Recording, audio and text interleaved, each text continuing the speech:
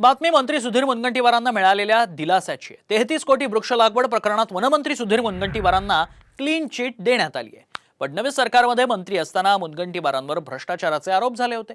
या प्रकरणी मविया सरकारने चौकशी समितीही नेमली होती, मात्र यात कुठलाही गैरव्यवहार झाला नसल्याचा अहवाल समितीने सादर केलाय। या अहवालावर विरोधकांनी आता टीका केली आहे। वृक्ष लागवडीच्या धडाकेबाज उपक्रमामुळे वनमंत्री सुधीर मुनगंटीवारांवर आरोप करण्यात आले होते। 33 कोटी वृक्ष लागवडीत भ्रष्टाचार झाल्याचा आरोप मविया सरकारच्या काळात करण्यात आला होता। त्या संदर्भात समिती गठीत करण्यात आली होती। या समितीने अखेर आपला अहवाल सुपूर्द केलाय।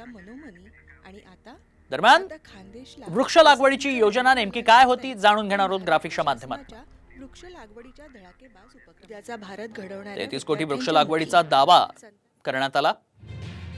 खर्च झाला 3500 कोटी रुपयांचा। जाहिरात खर्च झाला 250 कोटी रुपयांचा। जंगल क्षेत्रात वाढ झाली 4.65%। 2 वर्ष 8 महिने महाविकास आघाडीचं सरकार होतं। त्यांना संधी होती की 2 वर्ष 8 महिने याच्यात काहीतरी काढता आलं असतं, पण 2 वर्ष 8 महिने काहीही काढता आलं नाही। आणि आता मात्र तो अहवाल जो आहे तो जनतेसमोर दिला। मी जनतेला सुद्धा आवाहन करेन की आंदोलन थांबता कामा नये। या सरकारच्या काळात अशा सत्ताधारी पक्षाचे कोणत्या माणसावर कारवाई झाली दाखवावं।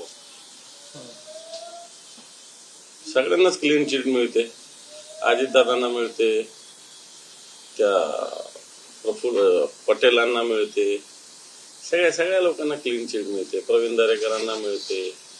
आता ही एक क्लीन चिट त्याला।